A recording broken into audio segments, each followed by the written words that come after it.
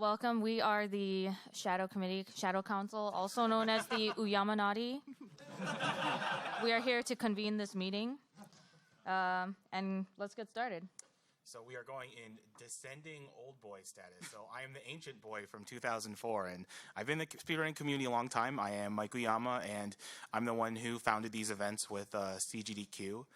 And I've basically been in the committee almost the entire time because back in the day, it was just me as the committee. Although there was someone else who's been at CGDQ, and that would be? I am definitely an old boy. Let's see, around the community since 2006. My name's Breakdown, Chip Vogel.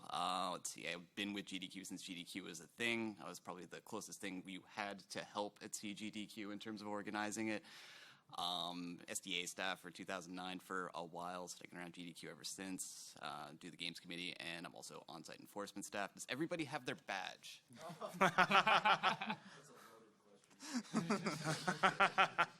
Very good. Moving on. I'm ShadowWraith. I've been part of the speedrun community since 2005, so slightly older boy than him, but slightly less relevant older boy. I joined SDA staff in 2012, and the committee when it was just a Skype call. Yeah, pretty much. A few people. Since then, yeah, nothing too important to talk about there. He's also our head of chat. Oh, yes, I'm also the head of chat. Can I see your Twitch chat badges?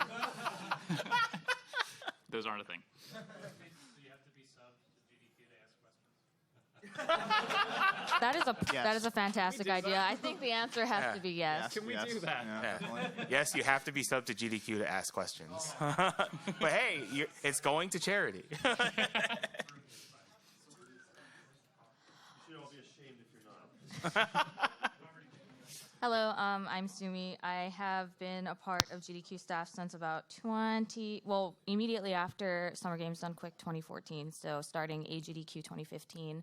I first started off as the voice of the Shadow Council before we had public representatives, and then we decided to just show you our beautiful faces. And I am also I'm also on the game submissions panel for Frame Fatales as well. Woo! Yeah. Hi, I'm Darkman78, also known as Justin Vidor. Hey, I use my real name. I am the community manager for Games Done Quick. What that basically means is I handle a lot of things. Mostly social media is my primary responsibility. And panels. And panels. That's right. I'm supposed to be like organizing this, but whatever, I'm on a panel. I am one of the newer boys, one of two new boys, having joined the committee as of this year. SGDQ 2019 was my first official act as a committee member. I did do some help at GDQX last year, but this is actually my first full event. And of course, we'd be remiss if we did not mention Munchakoopa's over there. Yeah. So Mantra is the other new boy, having started in the same event as me, SGDQ 2019. Okay. Well, you're probably wondering what... Oh. Sorry. Matt's not important enough. No sequence breaking the director, please. Thanks. You're welcome. Yeah, I'm Coolmatty, Director of Operations of Games Done Quick. I generally don't pick any of the games, but I just kind of oversee, make sure everything gets taken care of quickly, so you guys have a schedule on time. Also make sure incentives aren't lost to the wayside, and just kind of oversee the whole process. But otherwise, these guys do all the work, along with Munchakoopas. And by the way, Muncha is also a runner liaison, so he's doing a lot of the jogging during the event, making sure everyone gets on stream in time. So there you go. There you go. Hard worker right there. So, all right. Continue, Mike. Okay. Thank you for giving me permission to continue. Anyway, so you're probably wondering like what the exact history of the committee is. And well, back in the day, as I mentioned, I was the committee. There wasn't really a committee because it was Classic Games Done Quick. This, as Breakdown said, this is back in the days of SDA or Speed Demos Archive. And while, some people nowadays would rightly say that, SDA is outdated, but back then it was the speedrunning community. In 2009, SRL only had 3 races, I think, and speedrun.com didn't even exist. So it was like the place to gather, and those forums were our primary planning and organizing station for CGDQ. And when I first started CGDQ, I actually suggested a bunch of runs we should do for the marathon because I was worried we might not have enough games for the marathon. So we had people not only running multiple games, but some of us, including me, would run over 5 games. In particular, I think I ran 10 games. How many did you run? I did 7, including Zelda 1, which I picked up 3 months prior, so we could have Zelda 1 at the event. And I remember Frezzy Man, who's a very old school speedrunner, also known as the Suite of Speed. I think he ran 15 games at the event. Yeah, it was like 14 or 15. I was a machine. Yeah. Yeah. And so, obviously, that's not allowed nowadays. I mean, honestly, if we allowed someone to do that at an event, I think they would just exhaust themselves from the sheer amount of practice in games. I've never beaten this game before, but we're going to have it. Yeah, we're a little past that point now. Yeah. And the reason why I called out for games because I was actually worried that we wouldn't have enough games. Well, actually, we did have enough games for the event and for the first AGDQ. That was kind of when we started to form a little bit more of a committee. What I did is that I would consult with Breakdown here and Rom Scout, who used to be a former staff member of Games Done Quick. And while I would probably make most of the decisions, I would consult with them from time to time. We were more sanity checkers at that point in time. Yeah. And during the first AGDQ, and so this was way back in 2011, I actually promised everyone who submitted 1 game. This was back when there was only about 40 people submitting, so this was actually possible. And then that policy, it's not really the most sustainable policy, so that was immediately rescinded at the next AGDQ 2012. Now, it wasn't really until about AGDQ 2014 where less than half of the games that were submitted would make it into the marathon, because that was when the speedrunning community was starting to grow a lot and blow up. That was when streaming was really becoming a thing within the speedrunning community, because to put in perspective, back in 2009, your options were Justin TV and Ustream. There was no Twitch. Twitch didn't come around until 2011, and the reason why we picked Ustream for our first event is because on Justin TV, they either had really bad international servers or non-existent ones. So if you hit 1K viewers, they would start booting people from outside of the U.S. Of course, we found out if you hit 1,500 viewers on Ustream, you crash it. Charlotte chat. Yeah, so it was also kind of worth noting, like back in the older days, I would have 2 rounds of cuts, which was honestly pretty terrible. But because I was mostly the person doing it, it was hard for me to sometimes make a decision to cut so many games at once. So I had to stagger it a bit to make it a little bit easier. Nowadays, it's a much easier, more streamlined submission process. So it's not like you're on edge after the first round of cuts. It's just you know whether your game's accepted or whether it's been denied. Yeah, like olden days, it was first round of cuts. And then second round of cuts, basically everybody got a spreadsheet. And it's like, you make a schedule, and then we discuss the merits of our various schedules. Yeah. So that was basically the formula back in the day. Yeah. And I would also talk about games that were previously in the marathon for the next marathon, which just seems so quaint nowadays. But that's what I did. Anyway, so the modern committee, how it was formed, it was really formed out of necessity. As some of you may know, I became very sick around the end of 2014. I had mono, and then it turns out that I also had chronic fatigue, and then that compounded with hypothyroidism, and I was very, very sick for a couple of years. And so basically, I couldn't do anything, especially not the committee. So the modern committee formed of people who I used to consult with, Breakdown and ShadowWraith over here, and I think Sumi joined along after 2014, if I'm not mistaken. Mm-hmm. Okay. And there was definitely some growing pains transitioning from the system, not only because I wasn't there, but because that was when we were really growing at a fast rate and we were getting used to it. So, I would say, if I had to say, the 2014, 2015, and 2016 years were definitely some growing pains and adjustment for us, like growing from like everyone mostly knowing each other at, like from the older GDQs, in my mom's basement and at the 4-H center, to going to actual hotels and smaller convention centers and the like, and selling them out. yeah. Yeah. So like some of the parts that we've streamlined is that now we have like hard dates and deadlines. We make sure we have them in advance. We already know like what our GDQ X dates are going to be. We know what our AGDQ dates are going to be, so that we can be prepared for them and make sure that we hit the deadlines, so that we won't have horrible delays like we did AGDQ 2016. The less said about that event, the better. Yeah, I mean, just to sum it up, that was the one year we actually went down in donations. So that sums it up pretty well. Schedule came out at like Thanksgiving. Yeah, was somewhere late. around there. It was late. So yeah, with all the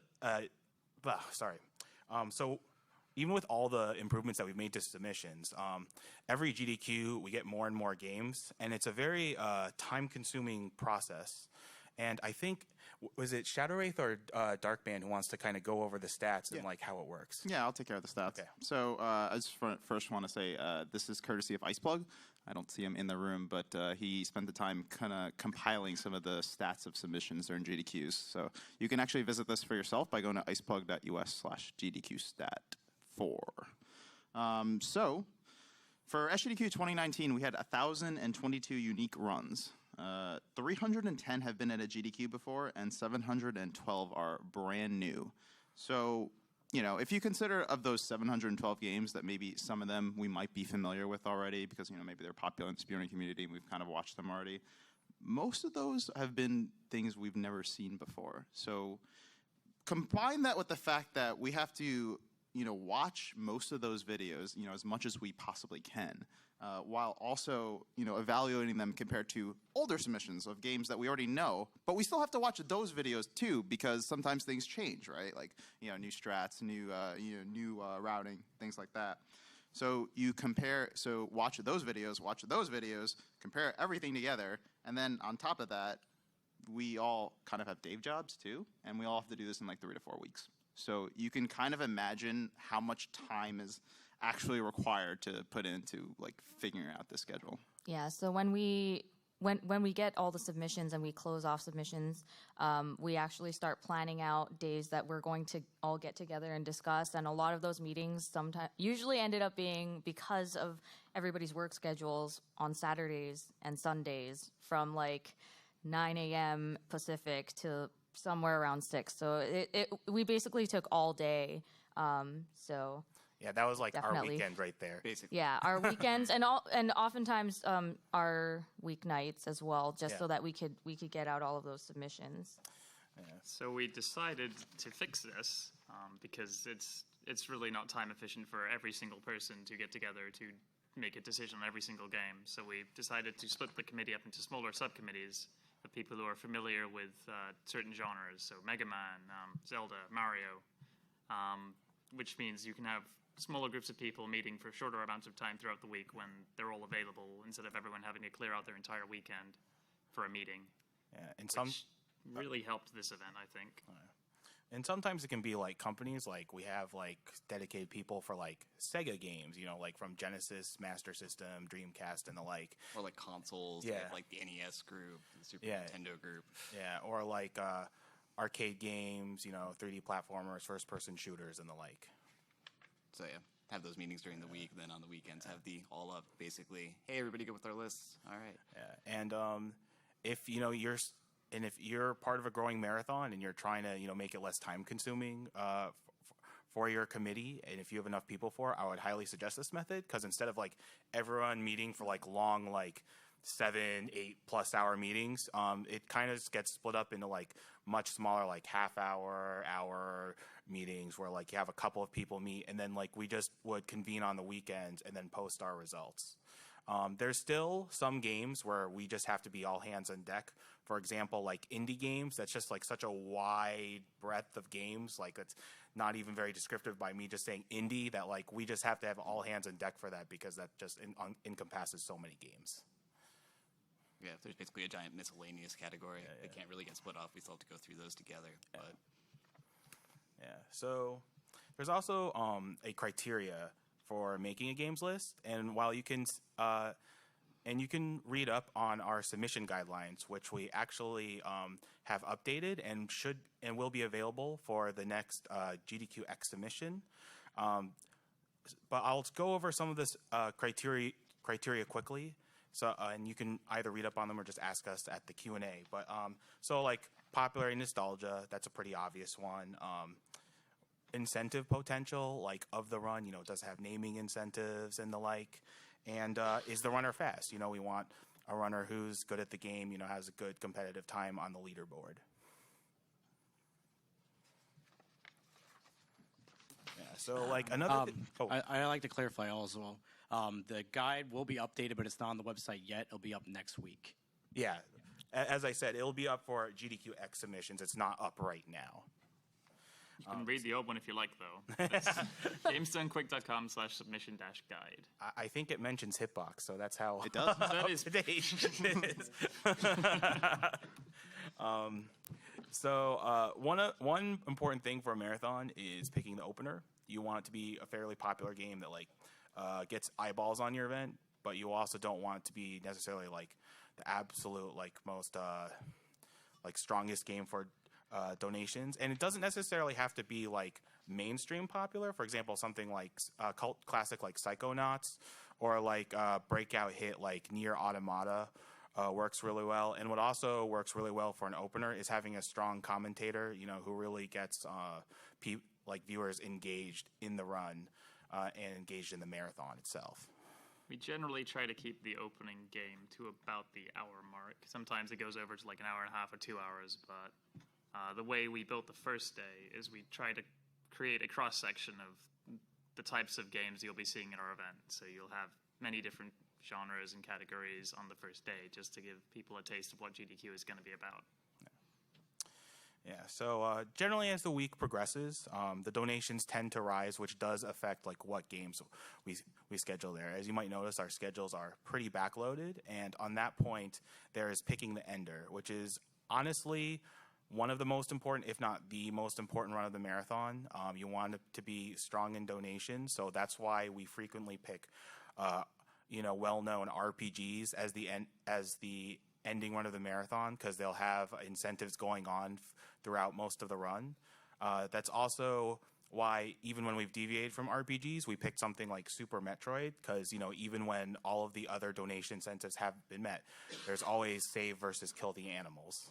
It's also worth noting that even in the events that we didn't have Super Metroid in the marathon, we always get donations that say save or kill the animals. So that's how popular that incentive is. Yeah, so we do have some facts that runners may not be aware of, and ShadowWraith will be going over some of those. Right, so we get this question a lot. So we have the people asking whether we prefer they submit their personal best videos or whether they should create a new video specifically for submitting to us with their submission. And we generally don't care.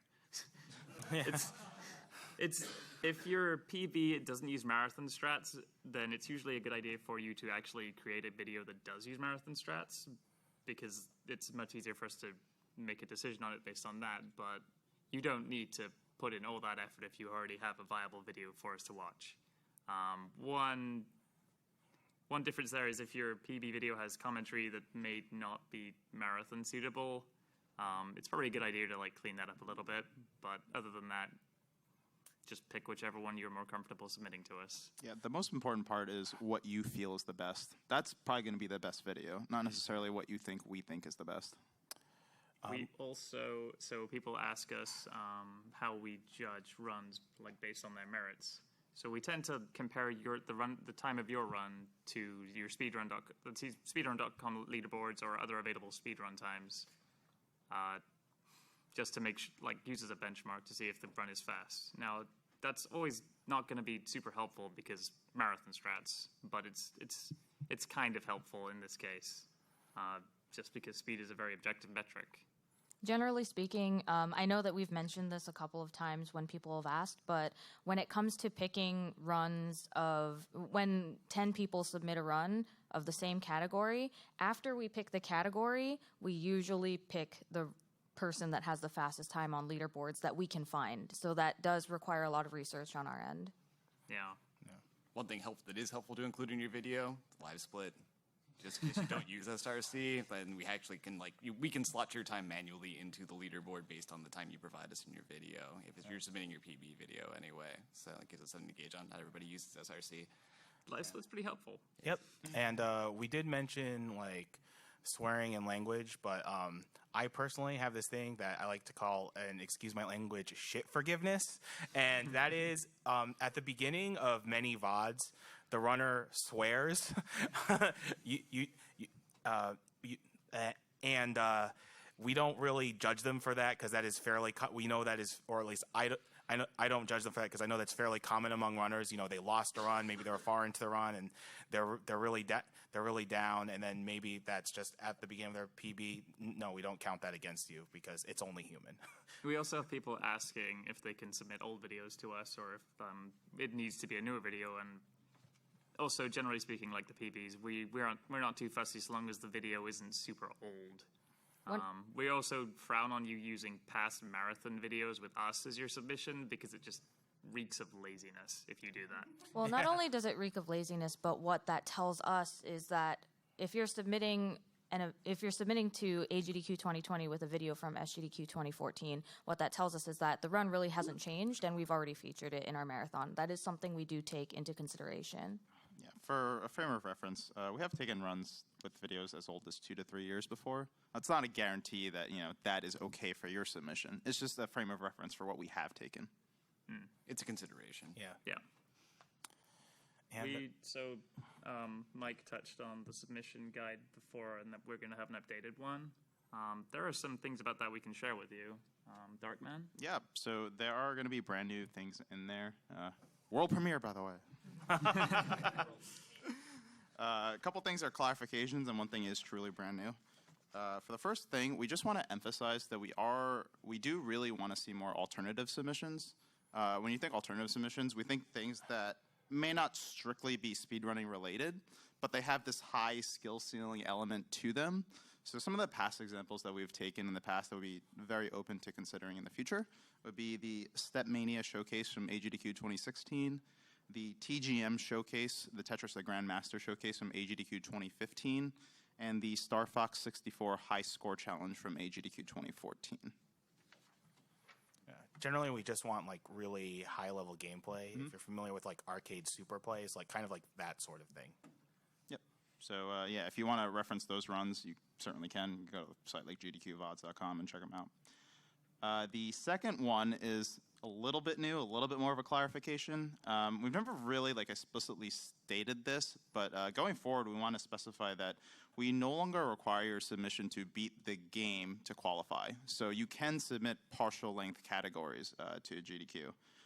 Just one thing to remember is your video still needs to show off the category in full. For instance, if you're submitting The Legend of Zelda: A Link to the Past, get the Master Sword, and your video doesn't get the Master Sword, that's a problem. So just make sure your video, showcases the full category. Just a bad run to me.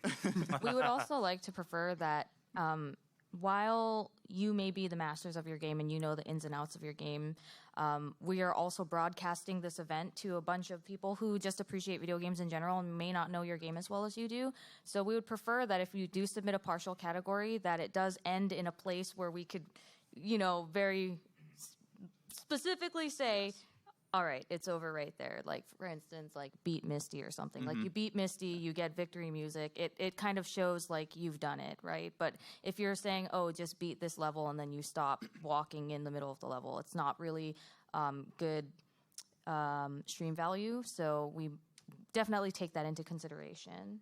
Yeah, one thing that we thought about that we felt like we should specify with this in mind is, I know one person here is going to be really interested to hear this, crowd control. We think that something like that may not be very feasible if you try to beat the game because there's a lot of people watching that might, cheer for that. But, Just a couple. But, if maybe you're able to set like a lower category to that or something like that, that might be more doable. So that's why we thought that would be a good thing to include. How about during the Q&A? All right. And lastly, this is a brand new thing. This is strictly for AGDQ. We can't do this at GDQX for logistical purposes. We're going to try a system where we set aside a couple of hours on the games list, and we will allow an additional submission period strictly for games released on or after the initial submission period. Ooh. Yes, so we basically refined our submission process to cut down the amount of time so that we can add another submission process. So it is strictly for games that were released on or after the start of the first submission period. This submission period is going to take place starting about 3 weeks before the registration ends for that event. So like with AGDQ, we haven't announced dates yet, but typically registration ends about a month, maybe a little bit more before the event starts. So 3 weeks before that date is when this submission period is going to start. And then we'll have a quick kind of, submission process. And then, if a game is accepted, the runner will have to register and all that, just like a regular submission period.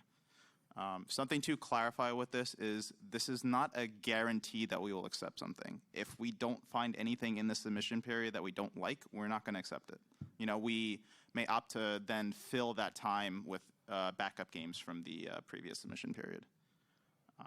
Also, we do want to further elaborate that this is for new games. Yeah. We will definitely be upset with you if you submit a game that does not fit the qualifications of being after the submission period. You get a frowny face if you do that.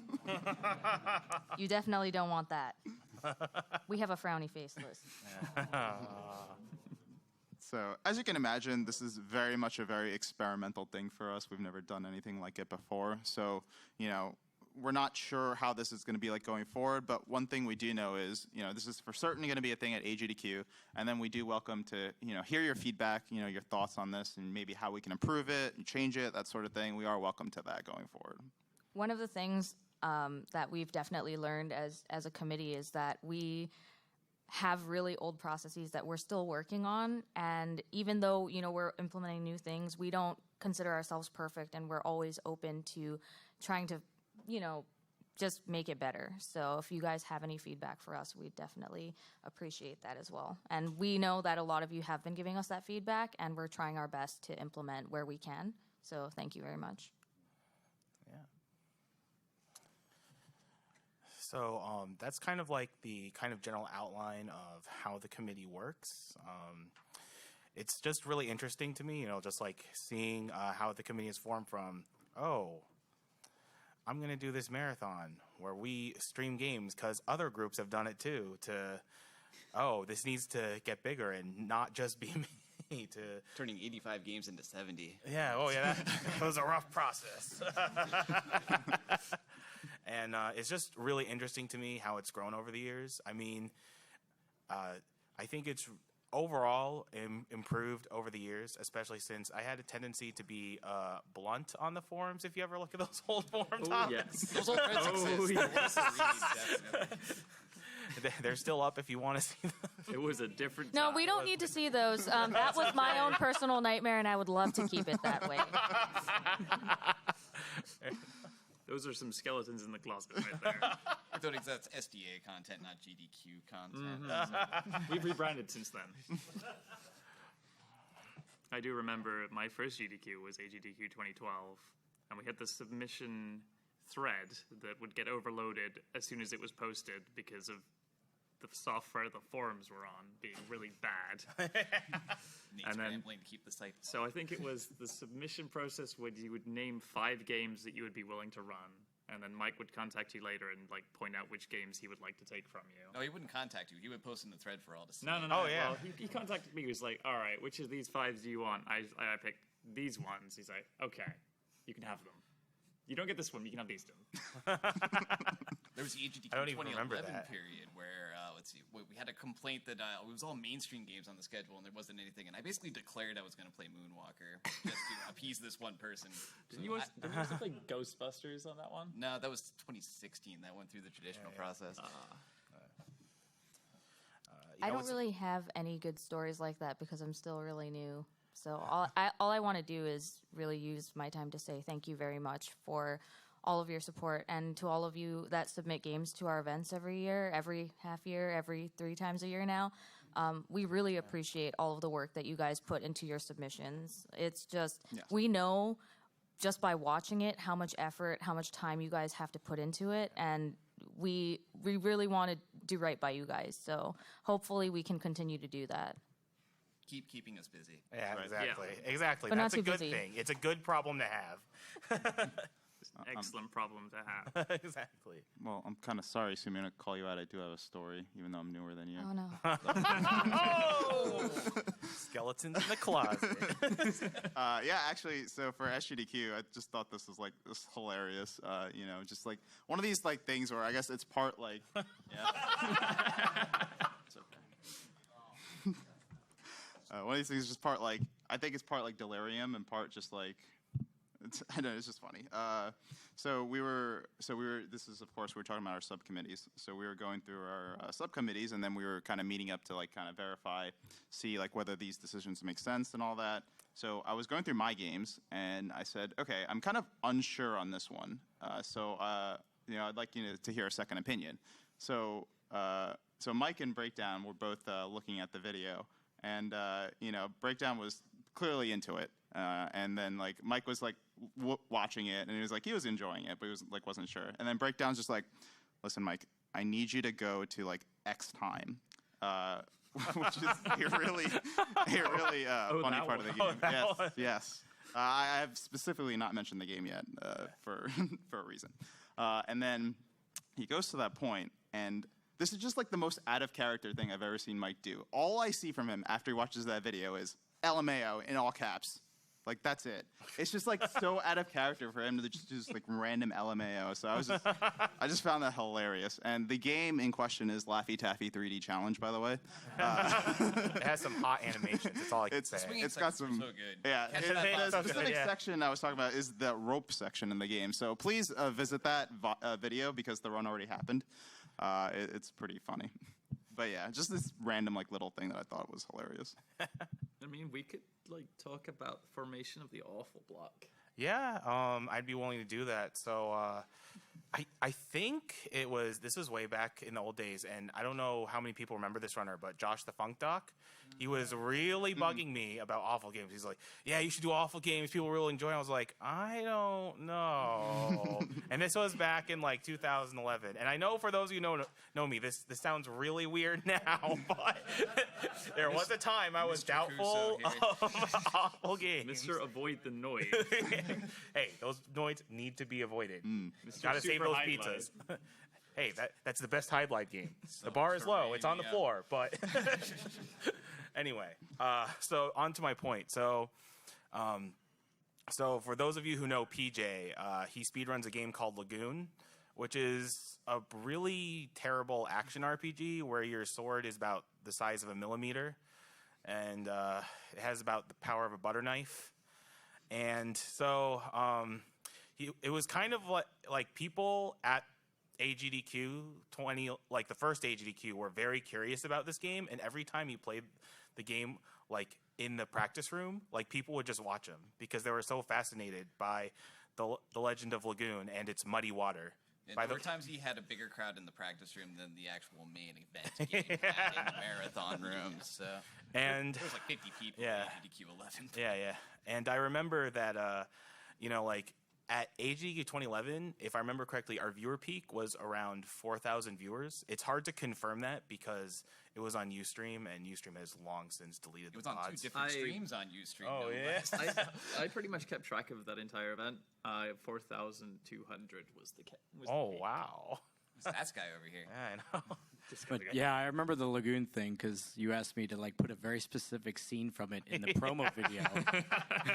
You're like, this is how we're going to sell this block right here with this cutscene. Thor cutscene. And I think it worked out pretty well. Yeah, exactly. It's actually a really well-made cutscene. Yeah. So after our marathon, you know, we used to do this thing called bonus stream, which was mostly just God, the bonus. us. Yeah, I know. Us playing games and just messing around. And so the first game we had on bonus stream was Lagoon, and PJ still had like 450, 500 viewers like watching him play Lagoon, and everyone was really into it. And I was like, okay, I guess I'll try an awful block. Let's see how it goes. And it's been GDQ staple ever since, and Brosencha's home at GDQs. Shout outs to Kuso Grande. I think this all spawned from the bad game exchange thread on the SDA. Oh, forums. yes. Oh, yeah. Where two people would exchange bad games and they would be forced to speedrun them. I think only 4 people actually ever completed their exchanges. One of those people, again, PJ with Mohawk. Yeah. Yeah, so that 15 tries game. the charm. Yeah, exactly. Now that lives on in a mystery game tournament. And Kusa Grande. Yeah, And so I think that pretty much wraps up our panel unless anyone else has something to say about the committee. So Please forgive us. We're trying. and now we'll be taking questions. So And by the way, if there's any issues with the website, I'm the guy to blame, just in case. 'Cause I know there's a lot of Not us. submissions. Him. All him. We do spreadsheets. now it is worth noting that we don't want to focus too much on individual games for runners. this questions. Yeah. So if you could, but we will allow like genres or a series of games and the like as our questions. This is just to kind of. So just to be completely clear, if the question is, why wasn't my game accepted? That is a frowny face. I'm looking at all of your badges right now. If that's your question, please sit back down. FY, before we begin, I just want to say FYI, since I know the line will get pretty long, just make sure you snake around so the camera isn't completely blocked. That would be great. Yeah, that'd be awesome, actually. Yeah, just like that. And like snake around towards like the other side. Yeah, perfect. You guys are great. What a good panel. All right. Let's get started. All right, then. My name is Butters BB. It's nice to meet all of you. Nice nice to meet you. you. Hi. Hey, Butters. Hello, nice to meet you as well. For the first time. Yes, I am especially honored to meet ShadowWraith in person for the first time. Absolutely. I've been talking to him for years. I had no idea what he looked like. I feel like my life is a little bit more complete now. So We thank you met very in much. 2012. Yeah. Wait, really? I shook your hand multiple times. Oh, wow. Okay, it's been that long since the last time I've seen you in person, okay? It's okay. But yeah, so AGDQ, SGDQ, now GDQX. So here's my question. You know, they all have kind of their own unique charities, their own unique flavor. And I guess in terms of game submissions, that is something I'm wondering as far as we kind of move forward with these events. Like, do you see the different events having kind of their own character, their own flavor to where that might affect the game selection? Like certain types of games would be more likely to be in an SGDQ versus an AGDQ, for instance. Like I remember earlier on, it was kind of like an unofficial thing, but like AGDQ was kind of treated like the Super Bowl of like GDQs, whilst SGDQ was kind of like the secondary one that, okay, if you can't get an AGDQ, maybe get an SGDQ. Now they're on a lot more of an even keel. So I'm trying to get an idea of like if there's certain genres that you guys think is more of an AGDQ identity, certain genres that are more of an SGDQ identity, or is that not really something that's on your radar right now? Like, what do you guys think? We're very much aware of the fact that we have, you know, these events for charity, right? Right. And one of the things that we do is we do run the list of games with our charity, and if there are things that, you know, may possibly be a poor reflection of those of the values of the charity, then it is something that we do take into consideration, and that is done before the games list is released. We also, so one thing you might have noticed is that we always have an awful games block at Awesome Games That Quick, and we've, well, past few years we've had a silly games block at this event. Right. So that's kind of the flavor we've got going on there, but with regards to your previous point that Summer Games Done Quick was considered the smaller event, That's definitely changed. They're now pretty much on even footing. So we tend to build the events pretty much the same, aside from those blocks. That being Yeah. said, there are restrictions that we would say apply to every event, and that would be, we are a family-friendly event for the most part. I would say, like, what is the term we use? PG-13. PG-13. We use PG-13. So that being said, any games that have excessive nudity, sexual acts, or anything like that, we definitely stray away from those. So to specifically answer your question, if you want your game to have, if you want a submission to have a higher chance of getting in an AGDQ, you can include an awful game. And if you want your game to your submission to have a higher chance of getting a game in at Summer Games Quick, you can include a silly game. But other than that, there's no real difference. The overwhelming and bulk in the terms of like submissions. historical, like a part of the reason why that there was such a difference in Summer versus AGDQ is a lot to do with just tech. Back in the day, getting all that equipment from the AGDQ houses, not warehouses, but houses, to Summer Games was a huge challenge. And so it was basically like, well, we just don't have the tech to make an AGDQ production at SGDQ. That's changed completely. And we now have tons of equipment everywhere. And from another historical perspective, I mean, the first two SGDQs were at Essentia's house in a suburb of Salt Lake City, Utah. Right. So in that sense, it was just smaller naturally because it was in a smaller area. It wasn't like a dedicated hotel or anything like that, and they could only fit so many people. And I think it wasn't really until about 2014 or so when they started to converge a little bit more. Thank you. Thank you. Thank you. Oh, also, you guys don't have to bend down if you want. You can actually. Yeah. When we were doing our rehearsal, I was standing there and griefing everyone. Yeah, So that's why it's that low. All right, so hello, my name is Nuppers. I'm a speedrunner, just like many of the people in the crowd here. Hi, Nuppers. Hello. I know. I was wondering, when you look at a game submission, you look at the game, you love the game. What's the next step after you look at the game? Do you look at how engaging the person is? Do you look at maybe if they have social media presence or how often they stream? What is the next step that you look at after you find the game and you want to feature in the marathon, but you're unsure? I would say the game is definitely the number one thing because, it's all about, like good, entertaining speedruns. But commentary is definitely a factor.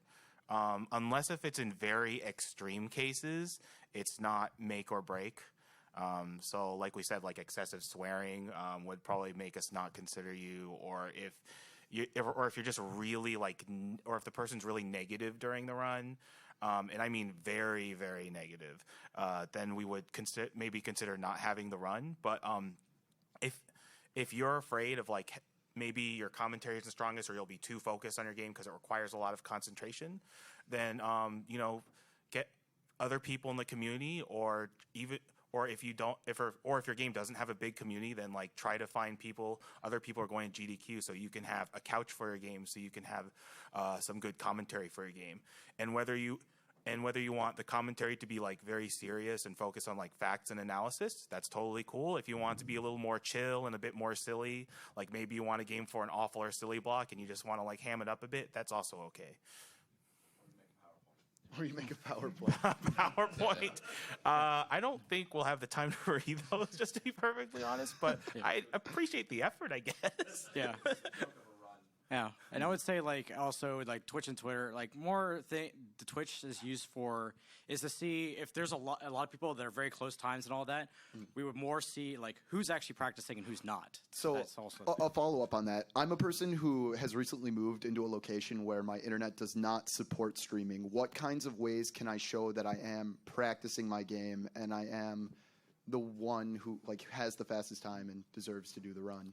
Are you able to upload videos to Right, YouTube yeah, or something like that? that's Yeah, fine. That would be acceptable. That is something we also look at. Okay. Screenshots of live split also help.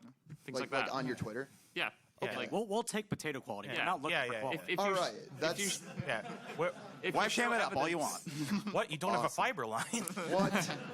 If you show evidence that you've been playing your game, Okay. then we'll take it. We don't Yeah. demand speedrun videos, Okay. except for the submission, so we can judge the game. I mean, just as a reminder, you can also use OBS to locally record. Right. So, Yeah. Absolutely. Thank you very much. Thank you. thank you. Hello. Hi. I'm Hi. Jack. Hello. Hi. Hi, Jack. Hello, Jack. Hi, Jack. So you mentioned crowd control, which Yeah. makes me very excited. Yeah. We found the person, everyone. Yeah. So obviously, that sort of submissions can be a little different. And so my question would be like, it's going through the standard submission process might not necessarily be the best way to discuss that. Sure. And so who would be the best to reach out? What email? Anything like that? Yeah. Actually, we did put this in the new submission guide. I just didn't feel like it was very necessary to talk about right now. But for submissions that are, not traditional and you're not sure the best way to approach it, you can send us an email to committee@gamesdonequick.com, and we can kind of discuss it there and see like what your best options may be.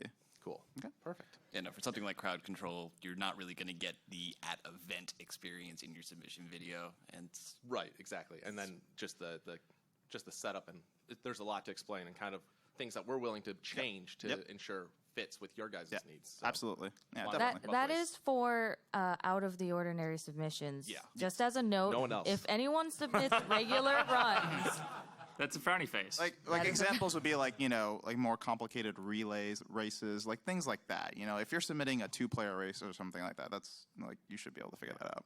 yeah, we want to keep in contact with you guys throughout the process if you guys are planning a more complicated run. So we're not just gonna stand up here and tell you yes or no. Like we want to work with you. So Cool. Thank you. thank you. Test, there we go. Right. Good evening. This is Wolfman 2000, programmer, commentator, and recent chair dancer. Hello, Wolfman 2000. Hello. So, wonderful title. Thank you. There are many different ways of running the different games. We've seen, vanilla runs, 100% runs, 2 players, 1 controller, 1 player, 2 controllers, randomizers. I'm looking forward to crowd control runs myself. How do you choose like which variation or combination of variations they're in? If, say, let's use a recent example, AGDQ, there were multiple types of submissions for Mario 3, whether it was a randomizer or the 3 mix or just vanilla runs. How do you decide between those? There's a lot of different things that we take into consideration, especially when it comes to choosing categories. As we've mentioned before, one of the things that we do look at are incentives that are available. So if a category has more incentives than another one, then that is taken into consideration. Another thing that we also think about is we look at the run as a whole and look at it, in the whole, and we think about the entertainment value for a wide audience. So we want to take all of those things into consideration. We also look at whether which categories of that game have been featured at previous events. So if we've previously had an 90% of a game, then we would be much more likely to take 100% of it, rather than feature an 90% a second time. Also, for newer games, certain categories for newer games might not come off super well to people who are very unfamiliar with the game. So we would be much more likely to take any percent or another more vanilla category if submitted. So we weren't going to do specific game suggestions, but we recently had a submission of Resident Evil 2 Remake, and we had a lot of submissions for that. It was a very popular submitted game, but we had things like New Game Plus, the Beak stories, and since it was the first time we've had that game, we chose to go with the vanilla Leon versus Claire A. So we weren't supposed to do that, so you're gonna get one of these. Oh no! Wow. Aaron, give yourself a frowny face. Thanks for a specific example. I felt it would illustrate the point best. Yes, I get the frowny face. Thank you all. Thank you very much. Yeah. Yep. Evening, everyone. My name is Silver. My name on the tag anyway, Silver Mainline. First of all, hats off to all you guys for all the hard work you put into selecting the games and just keeping everything running like a well-oiled machine. Hats off to you. Thank you. Now, first of all, why wasn't my run? Okay, I'm kidding. Where's the king? Get him off the stage. I wasn't going to say that. I was just trying to catch you guys off guard. Now, and my real question is, when you guys are looking at games, because I've been recently been thinking about this from a viewer perspective, is there any kind of preference in terms of games where the screen's actually scrolling with you rather than the screen is kind of staying in place. Now, to further elaborate on that, say, for example, an example of a game where the kind of screen's moving and there's a real perception of speed. Say, for example, any Mario game, you're kind of scrolling left, right, up, down. So obviously, the initial perception from a viewer would be like, oh, that's a fast game. So, for example, when I'm talking about a stationary game, say, for example, I saw something like Pac-Man, played last year, Champions Edition. The screen isn't moving; it's kind of stationary, but the character's kind of moving, kind of up, down on the same square.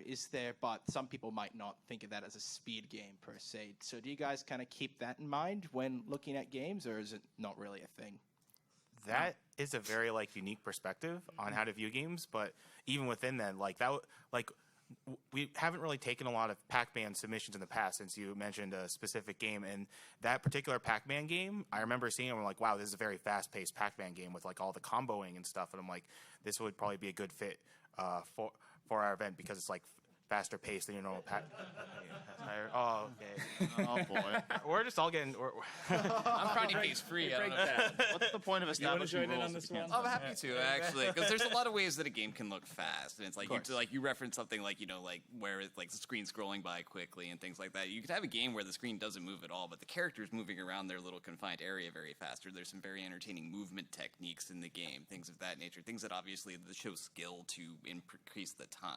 Mm-hmm. So we do like the games that we select to actually be visibly fast. It is definitely a selling point to us when we select a game, but it's not the end-all be-all, and there's a lot of different ways a game can achieve that. That's also another situation in which commentary really matters here, because if we're watching a game, we're not familiar with the game, but you guys are doing some really technical stuff that's frame perfect. That commentary will help us explain that, to us, and in turn, that will also explain that to the audience.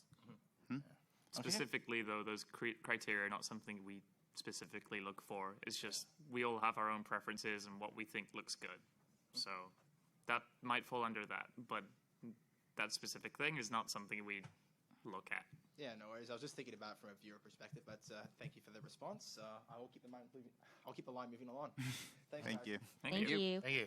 Hi guys. I just wanted to ask about the incentives. How you go about selecting which incentives to include, specifically the ones that actually add extra time into your game schedule, where you put them, and specifically how you decide to price them. Is that something that you guys have any influence over? Yeah. So about a month or so after we make the schedule, we start going over incentives and how to price them. And basically, when it comes to incentives, the easier it is to explain, the better it is. If it's a very specific and needs a very long technical explanation, then it's kind of hard to translate that to the audience, both on site and the Twitch audience. But if it's something very easy to explain, blindfolded punch out or something like that, that's oh wow, that's crazy, punch out's hard, Oh, I'm getting another frowny face, aren't I? But,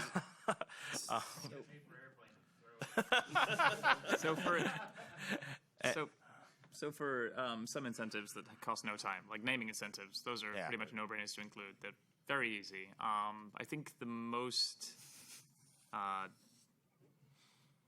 contentious incentives for us to include are things like glitch exhibitions, which aren't really related to the game itself. They just show off more for the viewers. And Go ahead. I'm just going to show this to everyone. Here you go. With pride. So for those, we require the people submitting that incentive to provide a video showing what they will be showing off, and we like to keep those to about 10 minutes or less.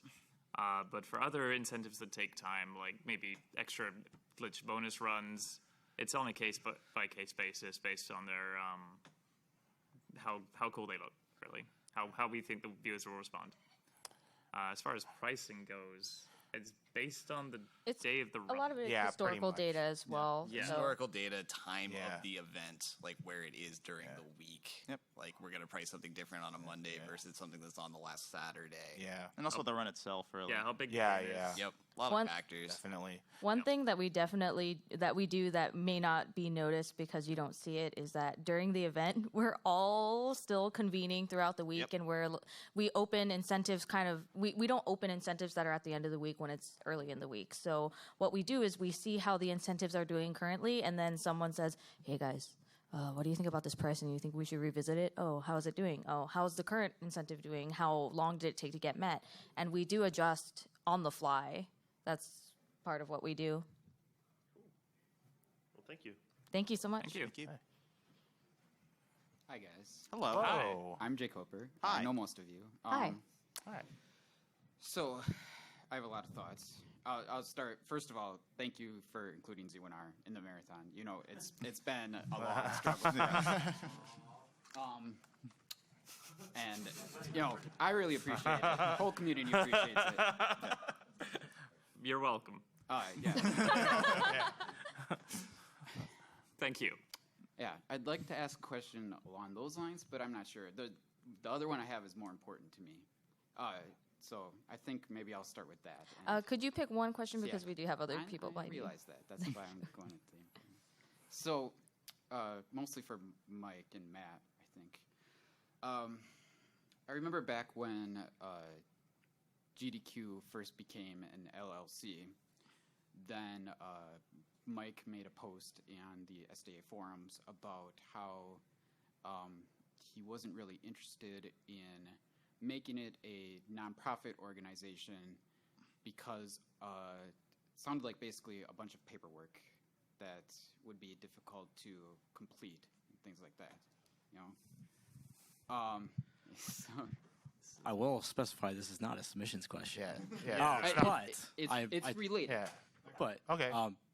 You want to? Is there the rest of it, or I'll just finish my question. Yeah, and good, then Okay. Go ahead. see how it's tied together. So, so since then, I guess you know, since GDQ is not specifically like literally a nonprofit organization. Correct. Like Correct. the cynical people for GDQ submissions look at things and say, well, they just want to make the most money for charity that they can, so they'll do whatever they have to do to make that most money. The really cynical people say GDQ's a nonprofit, they're just trying to make the most money that they can for themselves.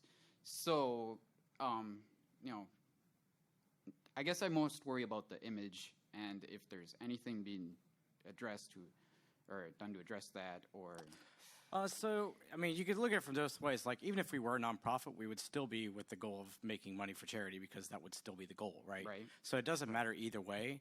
In terms of, like, our own paychecks, it's not going to be that affected by little amounts of differences between runs. Right. I think most runs in the event are going to do very well for the charity in general. That's why we pick them. And that's also, of course, the entertainment value. I'll also state that, you know, while we haven't pursued nonprofit any further, just because there are a lot of, you know, issues with that. It's not just paperwork. Right. There's also things like you are limited in the charities you can help with that sort of thing. There's a lot of laws involved with it, especially when you work internationally and that sort of thing. I'm not going to say we'll never pursue it, but there's a lot involved with that. And so right now it's a lot easier, I think, and we can do a lot more for the charity this way. As we grow, that could obviously change. And converting a company to a nonprofit is non-trivial as well. Right. That's what I've been told, of course. But of course, I'm not an expert. We would have to pursue it more. But in terms of just game selection, I mean, it's not. We're not thinking about like how we can get a bigger paycheck out of this because it's just not relevant. Yeah. No. So yeah. That's not what I expect at all. Yeah.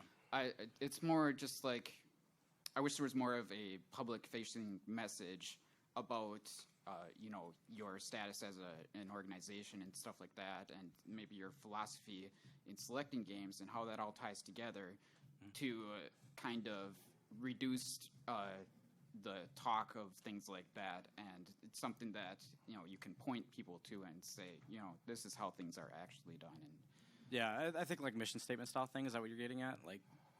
Yeah, basically. Yeah. I think that's fair. We're in the process of redoing the website as a whole, and there will be considerable changes to that, and there'll be more information about how the business works, more upfront. And I I have also in the past numerous times kind of revealed the budget of the events and things like that, and I will continue to try to pursue that, especially in a more public way on the website, so that it's not buried in some Reddit thread or something like that, or in the forums like it used to be. I do want that to be exposed, because while you can't see that final number on tax forms for charities, so you can confirm that I'm not making things up, it's still more, people want to see, hey, why does it cost so much to run a charity event? And it's like, well, when you got, this much space, this much equipment, we're trying to make the most high quality production possible while also making sure that these guys, when they spend 3 weeks working on an event, that they actually feel like they can take off the time from work to do so, take out their free time to do so. And for for myself, that's like a full-time job, finding hotels 3-4 years out in advance, flying across the country, all that to find these things. So, but yeah, I think just getting mission statement, more transparency is always something we're looking to do. Right. Yeah, thank you. Thank you. All right, thank you. Hey, I'm Ellipsis. I think I know most of you except maybe ShadowWraith. Something, Hi, hello. Nice to meet you. Hey. Hopefully something a little less spicy for you guys. Is regarding games and games recurring on the schedule. I was wondering, so let's say a game has showed up, in the last GDQ or in the last couple of years. How much do you need to see as far as like new tech or new glitches, etc. before how different does the run have to be from year to year before you guys are going to look at that run and say, oh wow, this has really changed. Like we want to show off the new updates to the strats or the routing or whatever. That's kind of hard to answer without being very specific about the game. There's not really a stock answer to that question. I mean, I already have 2 frowny things. if racking them the up change, over here. okay, if the route has changed significantly and we think it's really cool now, then we would be much more likely to have it a second time in a row. If the changes are minor or there's just like the time is like a couple of minutes faster, then it's like not a significant change for the viewers at home, then we would be less likely to feature it a second time in a row. If this is just category based. It also depends on just the general popularity of the game as well. Yeah, like we might feature the exact same run like 2 times in 3 events, even if nothing really significant has changed between. If it's like super popular game that people like, it could be a case of like we take a game that's like 2 hours long and then a glitch gets found that like cuts that time down by like an hour in the same category. Then yeah, we're going to give that one another look. Yeah, it's only so much to say on that. Subjective. Thank you. And I also just remember one thing from the previous question. Charity pays us in a flat fee, so even if we bring in $4 million more all of a sudden for charity, we don't see an extra dime from that.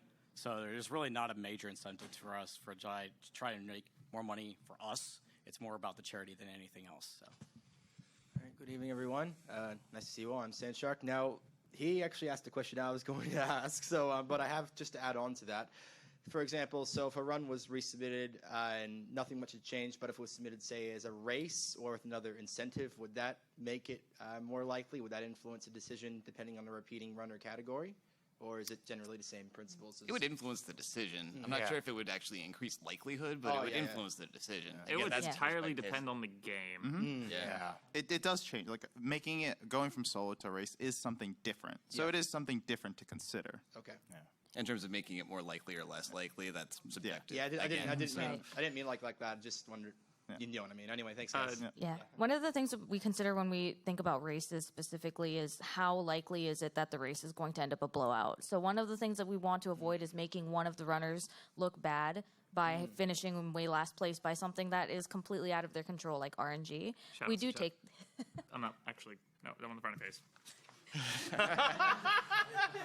So we do keep that into We do take that into consideration when we decide whether a game is a race or not. So we do, as they've said, it doesn't increase or decrease the likelihood, but we do take that into consideration when we decide race, or sometimes we decide no race. And yeah. All right, sweet. Thank you very much. Thank you. Thank you. Thank you. Sorry, I'm short. I know that. You can lower it. Oh, it's a little twisty knob. There you go. There you go. There we go. Okay. So I just had a question about how you guys take like the length of the run into consideration, because some games it's really quick, and some games there aren't a lot of glitches, but it still takes a lot of skill, so it takes a little longer. So how much is that kind of considered, if at all? So kind of like going back to RPGs, as I mentioned, RPGs are probably one of the categories we're kind of like most restrictive with, just because they are naturally a longer genre. And once you get to that longer point, like it needs to be like a really popular game, and maybe it also needs like a really good incentive. So like that's why we generally tend to pick like the older, more popular RPGs in that respect. So I would say that popularity incentives definitely becomes more of a factor the longer a game gets, and I'm talking about like 3+ hours here. That's kind of why I like RPG Limit Break. If you know that event, it's an event solely dedicated to RPG runs. They raise money for NAMI. It's a great event, and since it's solely dedicated to RPGs, they have a lot more flexibility on what RPGs they can accept. So if you're like an RPG runner, I would definitely recommend submitting to that event if you like maybe run less like mainstream RPGs. Okay, that makes sense. Thank you. Okay. Thank you. Hello. Hello. Hello. Hi. Hello. Nice shirt. Oh, thank you. Over the past few years, GDQs has influenced a lot of people to start up their own little online, smaller, maybe Zelda focus or Sonic focus, Mario focus, marathons, and obviously runs are shown off at that point. They have incentives. How does that influence selection? We do look at other marathons when we consider it. Sorry, Darkwing, go ahead. Go ahead. Yeah, we do look at other marathons. We watch runs. We are all speedrun fans, so we often watch those. So while we don't necessarily take into consideration like their incentives and how successful they are, we do look at the runs from a entertainment perspective, and we do take note of just in general how well it's received and stuff like that. Yeah, part of the process of the committee isn't just like that 3 to 4 weeks of making the games list and then the 2 extra few weeks of making the schedule. It's really essentially a year-long process. We are constantly watching speedruns to see what's being shown and what's being what's the hot topic, I guess, if you will. So runs being in like these themed marathons or any speedrunning marathon, really, it as long as the performance isn't bad, it can only really help you. Not necessarily gonna end up being the difference maker, but us being able to find more runs like via like the exposure, via just like putting in different avenues, it can help for sure. Thank you.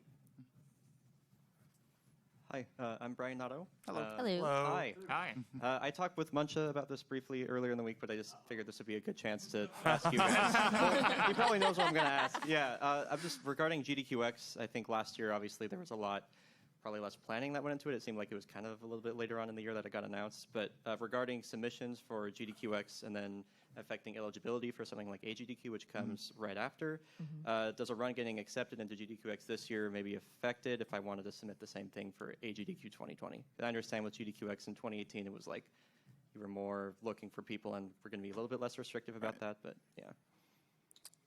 So we've actually been in the middle of discussing this right now. Okay. So that's something that because right now, we're still focused on SGDQ, That makes and then sense. like we're gonna switch gears to GDQX. Right now, I don't have an answer for that, but it will be in our submission guide. Awesome. We'll have it clearly written for you because it is a question that we've gotten kind of a lot this week. That makes sense. Yeah, I mean, I'm like a single game specialist, Titanfall 2, and so when it comes to submitting something, it's there's not like a ton of variance in categories within the game, so it's it's personally important to make sure like, well, if I submit to this, can I also submit it to this or something like that? Right. So, I anyway. think that this question kind of falls into our frequently asked questions, so we're actually in the middle of discussing that right Cool. now. So we'll have that written out for you. Awesome. Thank you. No, thank you. Hi. I had a question about in previous GDQs and whatnot, we have had some arcade-only games that have shown. We've had Tetris Grandmaster and whatnot. But there are, of course, a number of arcade games that only have a specialized controller that you can only have on the arcade machine that can sometimes be difficult to separate from the cabinet. What would be your thoughts about the abilities and logistics of being able to bring like the actual arcade machine on stage, presuming, of course, that the runner would be able to help with those kind of logistics. But I'll take this from the tech side, I guess. That is a tech issue. I'll just kind of go briefly. So the biggest thing above all else is how are you going to capture it? If this thing doesn't have a video output, if it's running off of goofy, weird 48 frames per second nonsense that is impossible to capture, and if you plug that into an OSSC and it can't even render it out, then we're going to have problems. Capture is number one. If you can prove a reliable capture setup, especially in your submission video, that helps a ton for these very, very unusual systems. In terms of actual gameplay, like on stage or something, setup time is going to be a factor. The TGM series was known for very long setup times just because of the bugs and issues in getting that thing working. But if you can get that thing up there fast, I don't know if there's maybe a mini model, so we don't literally carry 300 of them up there. Join the TGM club. Series, not a specific game. Thank you. Well, and I did mention the game first. So. Hey, Sumi, what game were you trying to submit all the time? We don't discuss individual games at this panel. No, I guess sorry. we'll never find out what you wanted to play then. As far as anyway, sorry. In terms of bringing an entire arcade cab up onto the stage, I don't think that's viable at all. Yeah. If you can get something maybe an arcade controller style, custom built, something like that, that'll help massively. Yeah. It was the same with pinball tables has been a big one. Just getting it on stage, getting a capture setup is very difficult, and we don't want people sitting at a break screen for 45 minutes. That's the big deal. That being said, so one of the things that we do consider is the question that we ask each other when we're going through submissions is the setup longer than the run itself? And that is something that we take into consideration. That being said, we don't like to say your game will never be accepted. It's really just what is within our capabilities and how can we make it happen. So if we're able to find a solution, we'd love to consider it. It's just that in some cases we haven't found that yet. So we hope that we can accommodate everyone in the future. Okay, thank you. Thank you. Get this guy out of here. What? Get this guy out of here. Why? Hello. Wow, I thought you. My name's Ribkilla. Hello, Ribkilla. Hello, Ribkilla. Big fan. Big Oh fan. no! Hi. So, one of my favorite consoles is the Super Nintendo, and I'm sure a lot of people in here would feel the same. Been pretty happy with the library of games you guys have showcased, but every year there's just one game that never gets accepted. When is Pilot Wings? Can you leave the room? Cannot comment on individual games. Can you just leave the room? You didn't follow the rules. I said it before he even got to the stage. Thank you. I would like for you guys to know that I have submitted Pilot Wings, and they said no. She hasn't submitted in a while. I'm just saying. Thank you. Hi. Hello, I'm Xander. Hello. Nice to meet you. Hello. Yeah, so what I'm curious about is handheld games, handheld consoles. Yeah. Is there anything different when it comes to considering those, like what you can or can't allow, or anything like that? Handheld, like Game Boy, DS, like those. Not really. I mean, there's standardized methods of capturing them, so they'd be judged just like any other game, really. Yeah, like Matt said, it really depends on the ability to capture it. So if we have systems that can capture, then... If you mean like those old Tiger handhelds, then no. Yeah, basically just pray to God that none of the 3DS and DS captures fail in the next 10 to 15 years, because who knows what happens after that. But in the meantime, yeah, absolutely, we take everything. So like in the case of if someone didn't have a capture device, but they just pointed a camera at their system, would you be able to supply the system for them? We try to bring them, yes. Yeah. We have people that bring their handhelds that have the capture cards installed, and then we also ask people that we know have them if they could bring them just in case. Yep. Sweet. That happened as recently as, AGDQ 2019, where we had an example of that. And I'm not going to point the specific one, because otherwise I'll get a frowny face. I mean, you could join the club. I think you're the no. No, Breakdown does not have a frowny face. Thank you. Thank you so much. Actually, earlier you mentioned one of your runs at CGDQ that you picked up specifically for CGDQ. I think it still counts. I think that's like half, so you get a stern face. Like base pros. Hi. My name is Real Ultra life. Urbanus. I Hello. run like a lot of Money Man games and stuff like Yeah. that. So I guess my main question is more of like a broader question with like, is there any like games that you guys aren't allowed to play or show, like anime games or something? Anything banned on Twitch is a no-go. Anything that contains content which the charity does not want to be on the stream is a no-go. Anything which is like politically charged or anything along those lines, such as, you can give me a frowny face, I'm going to say it, Postal 2 is a no-go. Thank you. Frown used to Am I missing anything specific? Like things like that. Things that would just be very distasteful for us to include. So Yeah. like nudity, sexual content, things like that. Excessive amounts of gore, and also, as we've mentioned before, anything that might be a no-go with our benefiting charity, because we do value their input a lot. Okay, thank you. Yeah. No, Shout out we're to not going to Titan. do that again, Sinister. Thank you. Oh yeah. I mean, I just love racking them up, don't I? Thank you, Twitch speedrun partner Sinister One, for your input. So, that being said, we've actually made good time with our panel today. So once again, we'd like to thank you guys so much for all of your support and for coming to the event, running games at the event, watching runs. If you have any other questions that will likely not be answered by our submission guide, once again, you can always send an email to committee@gamesdonequick.com. Yes. And, even though we can't give, we don't really give individual rejection or rejection feedback anymore, we still do want to hear from you, the speedrunning community, like your thoughts, like whether it's general or specific. We do want to hear from you. We can't promise that anything's going to come from what you say, but I have told this to other people that just listening to what you have to say can help. Our opinions can be shaped by what you say. So we do appreciate listening to what you guys have to say. And, we may not always have the answer that you're looking for, but we do at least value your input.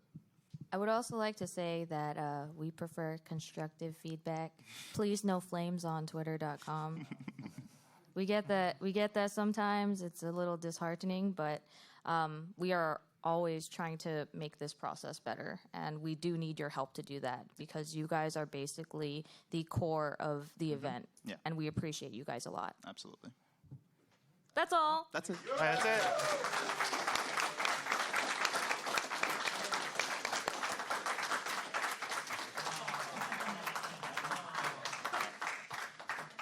Thank you, speedrun partner manager Sinister One, for your appearance. Good to see you too, dude.